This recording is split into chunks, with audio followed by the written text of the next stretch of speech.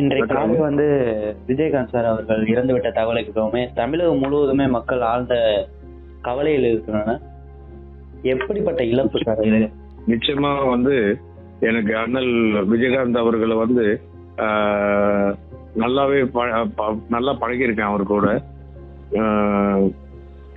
ரொம்ப சிறந்த மனிதர். அவருக்குன்னு தகுந்த பாட்டு ஒண்ணு இருக்கு, வானத்தை போல மனம் படைத்த மன்னவனேன்னு ஒரு பாட்டு இருக்கு.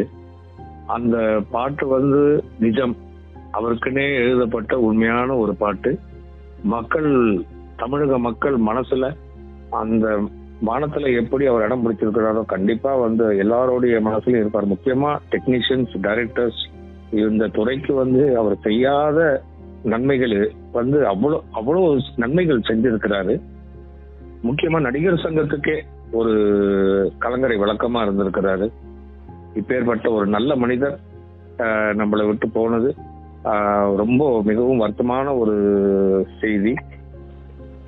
கண்டிப்பாக அவர் ஆத்மா சாந்தி அடைய ஆனந்த் பாபு ஆகிய நான் ஆண்டவனிடம் வேண்டிக் கொள்கிறேன். கண்டிப்பா அவர் ஆத்மா சாந்தி அடையும். மக்கள் மனசுல அவரு ஒரு பெரிய இடத்துல இருக்கிறாரு, எப்பவுமே இருப்பாருங்கிறது உங்ககிட்ட தெரிவிச்சுக்கிறேன்.